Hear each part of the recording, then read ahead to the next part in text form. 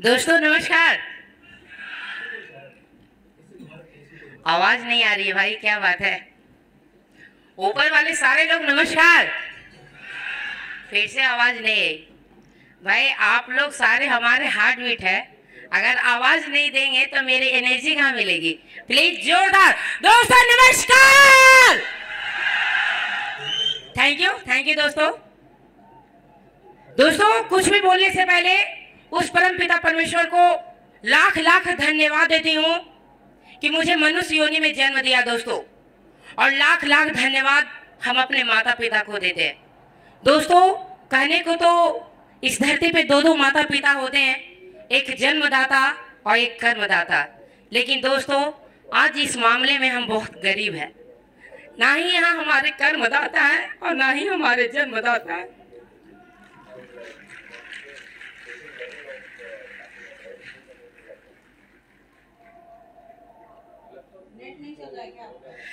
दोस्तों सबसे बड़ा धन्यवाद सक्सेस सपोर्ट सिस्टम के लिए जोरदार ताली होना चाहिए दोस्तों।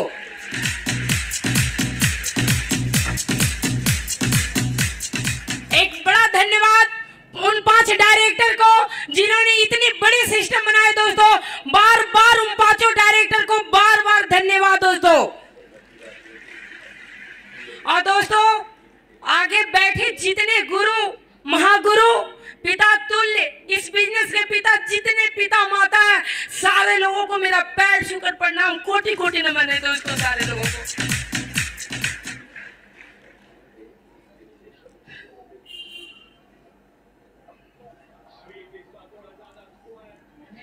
दोस्तों मेरा नाम रीना आर्या है। मेरा मायका दोस्तों कोडरमा डिवोट हुआ ग्राम पड़ता है। और मेरा ससुराल दोस्तों नवादा बरेऊ मेरा ससुराल हुआ दोस्तों। लेकिन दोस्तों इस बिजनेस को करने से पहले जब हमारे हस्बैंड से हमारी शादी हुई तो वो पटना में रहा करते थे दोस्तों। पटना में बिजनेस कहा करते थे। मैं चाहूंगी हमारे अपने हस्बैंड मिस्टर महानंद सरारिया के लिए जोरदार ताली होना चाहिए। थैंक यू दोस्तों। इस बिजनेस की जर्नी मेरी इस तरह है। हमारे हस्बैंड किराना का दुकान चलाया करते थे। उससे पहले भी आपने डॉक्यूमेंट्री में देखा बहुत सारे काम किए उन्होंने दोस्तों। मैं कोई अमीर फैमिली से बिलोंग नहीं करती थी। हमारे पिताजी भी एक बिजनेसमैन थे और हमारे फादर इन लॉ भी बिजनेसमैन थे दोस्तों। एक बिजनेसमैन की बेटी और बिजनेसमैन की बहू बिजनेसमैन की पत्नी भी बनी दोस्तों। मेरे पिताजी हमेशा कहा करते थे कि बिजनेस में हमेशा उतार चढ़ाव होते रहता है। बिजनेस में हमेशा उतार चढ़ाव होते रहता है। इसीलिए दोस्तों इन्होंने 2-3 जिंदगी बदलने के लिए 2-3 जगह काम किया। उसके बाद दोस्तों इन्होंने दुकान किया। दुकान करके हमारी जर्नी अच्छी ही चल रही थी। लेकिन दोस्तों एक दिन अचानक इस बिजनेस की जानकारी देने के लिए हमारे पास हमारी एक ममेरी जेठानी आई और उनके साथ एक सर थे। मैं चाहूंगी दोनों के लिए जब मैं नाम लूं तो जोरदार ताली होना चाहिए। हमारी जेठानी का नाम हो गया अंशु मैम और जो उनके साथ सर थे उनका नाम हो गया अभिषेक सर। मैं चाहूंगी दोनों के लिए जोरदार ताली होना चाहिए। Thank you. मेरी जेठानी ने आके मुझे प्लान दिया। प्लान में दोस्तों मुझे कुछ भी समझ में नहीं आया। केवल यही समझ में आया कि जीवन में एक बार शॉपिंग करना है। लेकिन दोस्तों लास्ट में वो जैसे ही बोली कि यहाँ से कमा सकती हैं सप्ताह का 2 लाख, महीने का 8 लाख, दोस्तों मेरा भी दिमाग हैंग कर गया। मैं उनका फोल्डर बंद की और मैं उनको बोली कि आप अपने फंसी हैं और मुझे भी फंसाने आई हैं। सप्ताह का 2 लाख कमाना इतना आसान होता है क्या? और एक कह के दोस्तों मैंने इस बिजनेस को निगलेक्ट कर दिया, ज्वाइन नहीं किया। लेकिन आप सारे लोग जानते हैं जिन्हें प्लान मिल जाता है उन्हें लगातार फॉलो किया जाता है। यस या नो? हमारा भी दोस्तों लगातार फॉलो होने लगा। मैं इनसे रात में बात की कि दीदी आई हुई थी, वो बहुत अच्छे सिस्टम के बारे में बताई कि जीवन में एक बार शॉपिंग करके लाखों कमाए जा सकते। बिजनेस को लेके मत आइएगा। लेकिन दोस्तों वो भी हार मानने वाली नहीं थी। वो फिर अगले 2 दिन के बाद हमारे पास आ गई और जब मैं उनको देखती थी तो मुझे टेंशन होने लगता था इनको और घर में कोई काम नहीं मिलता है क्या? बेवजह हमारे पास आ जाती है मुझे परेशान करने के लिए। दोस्तों उस दिन मैंने गुस्से में उनसे पूछा क्या आप इस बिजनेस में 2 लाख का प्लान दे रही हैं हमको, सप्ते का 2 लाख का, आप इस बिजनेस में कितना कमाई है? दोस्तों उन्होंने क्या किया, पर्स से 1-2 चेक निकाले, कंपनी पहले चेक देती थी, जो पुराने लोग होंगे उन्हें मालूम होगा। तो उन्होंने 1-2 चेक निकाला जो कि 1000-2000 का चेक था। मैंने दोस्तों उनसे पीछा छुड़ाने के लिए कहा क्या कि आप बिजनेस दिखा रही सप्ते का 2 लाख का और आप इनकम दिखाती है 1000-2000 का। जिस दिन आप इस बिजनेस से 1 लाख रुपया कमा लीजिएगा ना, उस दिन मेरे पास आइएगा, मैं इस बिजनेस को ज्वाइन कर जाऊंगी। दोस्तों कुछ नहीं बोली, उस दिन मेरे घर से चली गई। मुझे लगा चलो बला टला, अब 1 लाख कमाएगी तभी तो मेरे पास आएगी। लेकिन दोस्तों हुआ उल्टा। वो 2 दिन के बाद फिर मेरे पास आ गई और जब मैं उनको फिर से देखी तो मैंने उनसे कहा क्या बात है, आप लाख रुपया कमा ली क्या? तो उन्होंने कहा नहीं, मैंने लाख रुपया नहीं कमाया। तो बोली तो फिर क्यों आ गई आप? तो उन्होंने कहा जब मेरा आएगा तभी तुमको विश्वास होगा। हम बोले बिल्कुल, जब आपका आएगा तभी मुझे विश्वास होगा। दोस्तों उन्होंने एक बहुत छोटा सवाल मुझसे किया। उन्होंने कहा अच्छा एक बात बताओ, तुमने कभी जहर खाया है क्या? हमने उनसे कहा ये कैसा अटपटा सवाल है। बोली खाया है कि नहीं? हम बोले बिल्कुल नहीं। तो उन्होंने कहा क्या क्या अच्छा बताओ जहर खाने से होता क्या है? हम बोले सारे लोग जानते हैं कि जहर खाने से लोग मरते हैं। तो उन्होंने कहा जब तुमने खाया नहीं तो तुम्हें कैसे पता कि जहर खाने से लोग मरते हैं? मैंने कहा बाहर की दुनिया में बहुत सारे लोगों को देखा है, सुना है कि फलाने व्यक्ति के घर में लोगों ने जहर खाया और आज वो दुनिया में नहीं है। दोस्तों उनका ये बात सुनकर उन्होंने कहा कि जब बाहर की दुनिया में ये देखकर सुनकर विश्वास हो सकता है कि जहर खाने से लोग मरते हैं, तो इस बिजनेस में क्यों नहीं विश्वास होता कि इतने सारे लोग इसमें काम किए, सप्ते का 2 लाख, महीने का 8 लाख रुपए कमा रहे हैं। दोस्तों उनका बात में दम था। उन्होंने एक बात और कहा, यहाँ बहुत सारी लेडीज लोग बैठी हैं। उन्होंने कहा हम लेडीज हैं, हम चावल बनाते हैं, चावल हुआ या नहीं हुआ ये देखने के लिए 1 या 2 दाना देखते हैं, पूरी तसली उछल के नहीं देखते हैं। हम बोले हाँ बिल्कुल सही, 1 या 2 दाना देखते हैं। तो बोली जब 1-2 दाना देखने से पता चल जाता है कि पूरा चावल हो गया है, तो इस बिजनेस में 1-2 चेक देखने से क्यों नहीं विश्वास होता कि जब काम हुआ तो 1000 रुपया का चेक आया, 2000 का चेक आया, तो काम होगा तो 2 लाख का भी चेक आएगा। दोस्तों उनका बातों में दम था। मैंने बोला कि ठीक है मैं डिसीजन लेती हूँ, लेकिन दोस्तों मेरे हस्बैंड एकदम क्लियर कट मना कर चुके थे कि कोई कीमत पैसा कंपनी के चक्कर में नहीं पड़ना है। लेकिन दोस्तों उसी समय पटना में फंक्शन होने वाला था और मेरी जेठानी ने आकर मुझे एक टिकट दिया। टिकट का प्राइस था 300 रुपया, संडे का प्रोग्राम था। उन्होंने कहा क्या कि पटना में बहुत बड़ा प्रोग्राम हो रहा है, बस उस प्रोग्राम में तुम आ जाओ। दोस्तों मैंने पहले मना कर दिया कि 300 रुपया फालतू का क्यों लगाना जब मुझे इस बिजनेस को करना ही नहीं है। तो उन्होंने कहा क्या कि तुम आओगी तो भी मेरा 300 लगा, तुम नहीं आओगी तो भी मेरा 300 जाएगा। क्यों? क्योंकि मैंने ये टिकट तुम्हारे लिए खरीदा। दोस्तों मैं तो उस समय मना कर दी, लेकिन वो जबरदस्ती मेरे टेबल पे टिकट रख कर चली गई। जब रात को मैं अपने हस्बैंड को बताई कि कोई कीमत पे नहीं जाना है, लेकिन दोस्तों खाना वाना खाने के बाद इन्होंने कहा कि चली जाओ, फैमिली वाला बात है, अगर नहीं जाओगी तो उन्हें बुरा लग जाएगा। और दोस्तों बस उनका मान रखने के लिए मैं इस प्रोग्राम में गई। और उस प्रोग्राम में जब गई तो वहां देखे क्या हजारों की लोगों की भीड़ थी। दोस्तों सारे लोग ड्रेस कोड में थे। और दोस्तों जब डायमंड लोग की एंट्री हो रही थी तो क्या गुलाब का पंखुड़ी बरसाया जा रहा था, माला पहनाया जा रहा था। ये जो मान सम्मान था ना, मुझे यहाँ लगा दोस्तों। और लगा क्या कि कुछ भी हो जाए, आज जो व्यक्ति की एंट्री हो रही है, जिसे इतना मान सम्मान मिला, वो कोई आम आदमी नहीं है। उन्होंने मेहनत किया तभी इतना सम्मान मिल रहा है। दोस्तों वो चीज तो मुझे बहुत अच्छा लगा, लेकिन सबसे अच्छा चीज ये लगा कि मेरी जेठानी को भी स्टेज पे बुलाया गया। केवल और केवल उनके 18 लोगों की टीम थी और उन्हें माला पहनाया गया, ट्रॉफिक मिला और 2 मिनट के लिए माइक मिला बोलने के लिए। यहाँ लेडीज लोग हैं, सब लेडीज लोग जानती होगी कि लेडीज में एक चीज कूट कूट के भरा होता है। जानना चाहेंगे क्या? वो होता है जलनशील। जब एक लेडीज दूसरे लेडीज को सफल होते देखती है ना, तो टिस जैसा लगता है कि मुझे भी वो चीज मिलना चाहिए।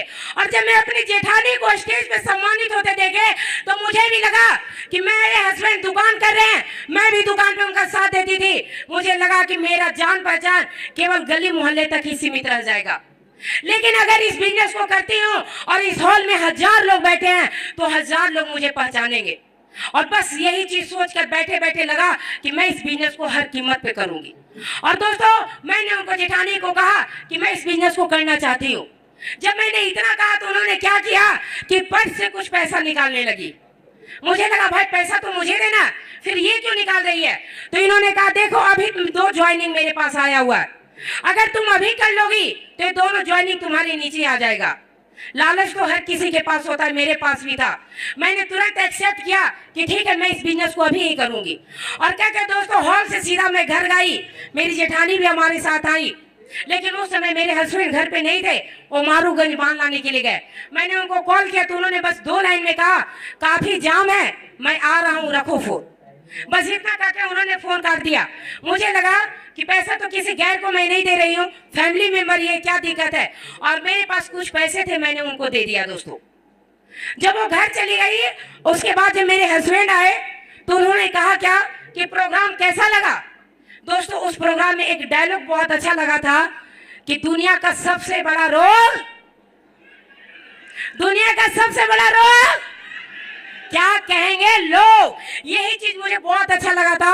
और मेरे हस्बैंड बोले क्या कि तुम बिजनेस देखिए कैसा लगा। हम बोले कैसा लगा ये तो नहीं पता, लेकिन आज बहुत अच्छा चीज सीखा है। तो उन्होंने कहा क्या, हम बोले दुनिया का सबसे बड़ा रोग क्या कहेगा लोग। और दोस्तों इस बात को मैंने उनके पास 2-3 बार रिवीजन कर दिया। और 2-3 बार रिवीजन करने के बाद उन्होंने कहा क्या तुम्हारा दिमाग खराब हो गया क्या सीख के आ गई फालतू फालतू चीज, पैसा वैसा नहीं ना दियो, बिजनेस में कोई कीमत पे ज्वाइन नहीं करना। मैंने मुस्कुराते हुए क्या कि मैंने पैसा भी दे दिया। बस इतना ही बोलना था कि दोनों में महाभारत स्टार्ट। और इन्होंने कहा क्या लेडीजों को कुछ समझ में नहीं आता है, बड़े बुजुर्ग ठीक कह गए कि अगर लेडीज का नाक नहीं रहे तो बहुत सारे पुरुष लोग बोलते होंगे। दोस्तों उनका ये जो डायलॉग था ना मुझे बहुत तकलीफ दिया। उन्होंने कहा क्या कि मैं ये 12,000 रुपया अगर दुकान में लगाऊंगा तो क्या लगता उससे मैं 500 रुपया नहीं कमाऊंगा, तुम कल के कल जाओ और पैसा मांग कर लाओ। दोस्तों मुझे भी लगा कि ये सही बोल रहे हैं। और कहा कि मैंने अब बच्चे लोग को स्कूल छोड़ी। अब स्कूल छोड़ने के बाद मैंने अपनी जेठानी से पैसा लाने के लिए चला गया कि मुझे पैसा दे दीजिए। वैसा पैसा किस काम का जो पति पत्नी में तू मैं होते रहे। वो भी बहुत ईमानदार थी, उन्होंने एक बार में मेरा पैसा वापस कर दिया। और जैसे ही मैं उनके घर से निकल रही थी तो निकलते निकलते उन्होंने एक बात कहा, रीना मैं ऐसा करूं मैं तुम्हारा पूरा पैसा लगा दूं, जब तुम्हारा चेक आएगा तब तुम मुझे वापस कर देना। दोस्तों हमारी जेठानी एक आईडी से नहीं 3 आईडी से ज्वाइन थी। तो मुझे उस समय लगा कि जब इनको इतना विश्वास है, ये 3 आईडी से ज्वाइन है, तो एक बार तो मुझे भी फर्ज बनता है विश्वास करने का। और फिर से मैंने वो पैसा उनको रिटर्न कर दिया कि जाइए इस पैसे को बिजनेस में लगाइए। उन्होंने कहा महानंद जी डांटेंगे। मैंने कहा जो होगा वो ऊपर वाले पे हम छोड़ते हैं। और क्या कर दोस्तों मैंने वो पैसा फिर से वापस कर दिया।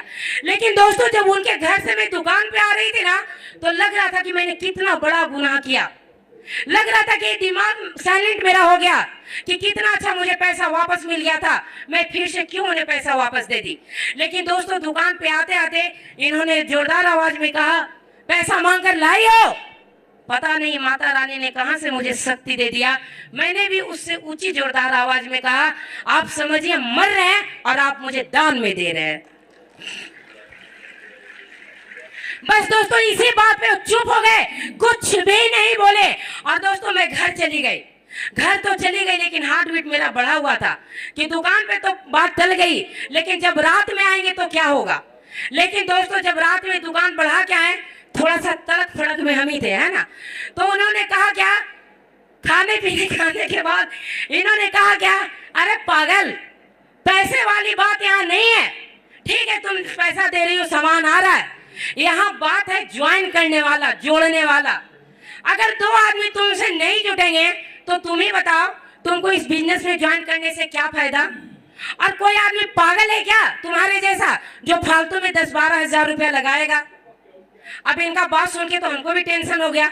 लेकिन दोस्तों उस समय मैंने हिम्मत जुटाया और मैंने कहा जो होगा वो बाद में सोचा जाएगा। इन्होंने कहा मैं तुम्हारा साथ नहीं दूंगा। मैंने कहा मुझे मंजूर है, मैं भी अकेले करके दिखाऊंगी। और दोस्तों उस दिन रात भर मुझे नींद नहीं आई। रात भर नींद आई इसी टेंशन में कि भाई ये मेरे पति देव है, कोई दुश्मन नहीं है। ये बोल रहे हो सकता हो अगर बात सच हो गया, अगर मैं किसी आदमी को ज्वाइन नहीं करवा पाई तो फिर मेरा क्या होगा। लेकिन दोस्तों अगले ही दिन मेरा भाई ने मुझे फोन किया जो कि नवादा डिस्ट्रिक्ट में रहता है। उसने फोन किया मुझे और बातों बात में उसने बोला दीदी लग रही है काफी टेंशन में हो, क्या बात है। दोस्तों मैंने उसे पूरी बात बता दी। उसने तुरंत एक बार में कहा कि दीदी जब इतनी बड़ी बिजनेस है तो ऐसा करो एक आईडी मेरा लगा दो। और उसने दोस्तों मेरे अकाउंट में 9,990 रुपया तुरंत ट्रांसफर किया। मैं चाहूंगी मेरे भाई महेश कुमार वर्णवाल के लिए जोरदार ताली होना चाहिए। दोस्तों खुशी तो बहुत मिली कि चलो एक आदमी मेरा ज्वाइन हो गया, लेकिन दोस्तों अगले ही पल मेरा मन कहा गया कि मैं तो इस बिजनेस में फंसी रही हूं, अब अपने भाई को भी फंसा दूं। अगर मैं सफल नहीं हुई तो भले मेरा भाई मेरे सामने नहीं कुछ बोलेगा, लेकिन अगर किसी से थोड़ा सा भी कह दिया कि दीदी ने मेरा 10,000 रुपया लगा दिया तो मैं अपने आप को माफ नहीं कर पाऊंगी। और दोस्तों मैंने उसका आईडी नहीं लगाया और मैंने पहले मार्केट में रन करना स्टार्ट किया, काम करना स्टार्ट किया। जिसके पास भी जाती वो व्यक्ति कहता नहीं भाभी बहुत बढ़िया है, आप करिए बहुत अच्छा है। और दुकान पे आके इनसे कहती तब आनंद भैया अब दुकान करने का क्या जरूरत है, भाभी तो करोड़पति ऐसी बन गई। दोस्तों उल्टा हो जाता, मैं जिनको प्लान देती हूँ लोग कहता बहुत अच्छा है करिए करिए। लेकिन दोस्तों उसी बीच में बहुत सारे ऐसे लोग भी हुए जो फॉर्म भी साइन अप किए, पैसा भी दिए, ज्वाइन भी किए और हमारा बिजनेस दोस्तों चलने लगा। हमारा बिजनेस चलने लगा। कुछ लोगों की हमारी टीम बनी, कुछ लोगों यानी केवल 7 लोगों की हमारी टीम बनी। और उसी बीच हमें मौका मिला डायमंड शिप जाने का। मैं चाहूंगी सतीश सर के लिए एक जोरदार ताली होना चाहिए। Thank you sir. Satish sir का डायमंड शिप था और मुझे मौका मिला डायमंड शिप में आने के लिए। मैंने इनसे ये नहीं कहा कि डायमंड शिप में जाना है, मैंने इनसे केवल ये कहा कि ताजमहल घुमाने ले जाना है। इन्होंने एक्सेप्ट कर लिया कि ठीक है चलो पूरी फैमिली, दुकान से तो कमाना खाना है ही। और दोस्तों मैं जब ट्रेन पे चढ़ी तो देखिए क्या पूरा ट्रेन ही सेफ शॉप था। जिसको देखे सेफ शॉप का ही चर्चा लोग कर रहे थे। इन्होंने कहा क्या ट्रेन में क्या हो रहा है, हम बोले कुछ नहीं, सारे लोग आपको रेस्पेक्ट कर रहे हैं क्योंकि सब लोग इनको नमस्ते कर रहे थे। तो ये बोले क्या मैं तो किसी को पहचानता ही नहीं हूँ, तो यहाँ क्या हो रहा है, हम बोले कुछ नहीं है, सारे लोग आपको रेस्पेक्ट कर रहे हैं। दोस्तों उसी ट्रेन में हमारे एक महागुरु जी मिले जिन्होंने मेरा बहुत केयर किया। मैं चाहूंगी जोरदार ताली हो जाए मिस्टर अनिल पासवान सर के लिए। दोस्तों थैंक यू, उन्होंने ट्रेन में मेरा बहुत ज्यादा केयर किया दोस्तों। लेकिन उसी ट्रेन में एक और हमारे महागुरु मिले जिन्होंने दूसरे को समझा रहे थे कि ये दोनों हाथों की हथेलियों में बहुत बड़ी ताकत होती है। ये दोनों हाथ जब किसी के सामने जुड़ जाते हैं ना तो बड़े से बड़े जो भी क्रिमिनल बोलिए, जो भी बोलिए, बड़ा सा बड़ा काम बहुत ही आसानी से हो जाता है। दोस्तों उनका बात मेरे दिल को बहुत भाया। वो दूसरे लोगों को समझा रहे थे। उस समय मुझे नहीं मालूम था कि वो हमारे भी अपलाइन है, ये चीज मुझे नहीं मालूम था लोग दोस्तों। लेकिन जब उनकी बहुत सारी बातें सुने उसके बाद वो हमारे पास आए और हमको बोले मैडम आपको बिजनेस विश्वास है, हम बोले थोड़ा थोड़ा। बोले थोड़ा थोड़ा, हम बोले हाँ सर। तो नहीं आपका तो नाम बहुत बढ़िया है, आप तो बहुत अच्छा इस बिजनेस में करिएगा, आप तो बहुत कम समय में बहुत अच्छे लोगों को ज्वाइन करवा दिए। दोस्तों आज उसी गुरु के गाइडलाइन में हम काम कर रहे हैं दोस्तों। आज वैसे गुरु, वैसे मेंटर जिनको जिस नजर से देखिए वो वैसा नजर आते हैं। अगर बड़े भाई के नजर से देख लीजिए तो बड़े भाई नजर आएंगे, पिता के नजर से देख लीजिए तो पिता नजर आएंगे, भगवान के नजर से देखे तो भगवान नजर आते हैं। दोस्तों उनका हमेशा कहना रहता है 3 फैक्ट्री लगाना है, ice factory, sweet factory, love factory. दोस्तों यकीन मानिए वो तीनों फैक्ट्री खुद लगाए हुए। दोस्तों उनकी एक और बड़ी खूबी है, जब वो बोलना स्टार्ट करते हैं ना तो उनके सामने टेप रिकॉर्डर भी फेल हो जाता है। तो वैसे गुरु, महागुरु से आप लोग मिलना चाहेंगे? दोस्तों कहा जाता है भक्ति में इतनी शक्ति होती है कि अगर प्रेम से बुलाया जाए तो भगवान भी आ जाते हैं। यस और नो? तो मैं भी अपने गुरु को बुलाऊं, आप लोग मेरा साथ देंगे? तो थोड़ा 2 लाइन गुनगुना के मैं देखती हूँ हमारे भगवान यहाँ आते हैं कि नहीं।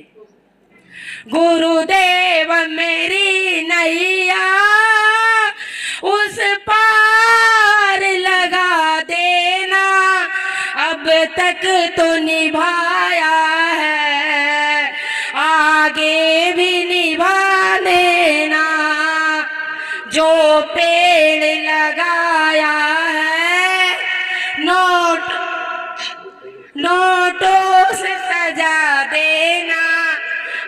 तक तो निभाया है, आगे भी निभा देना। माननीय श्रीमान mister Naresh Kumar Mishra sir, please sir, welcome on the stage.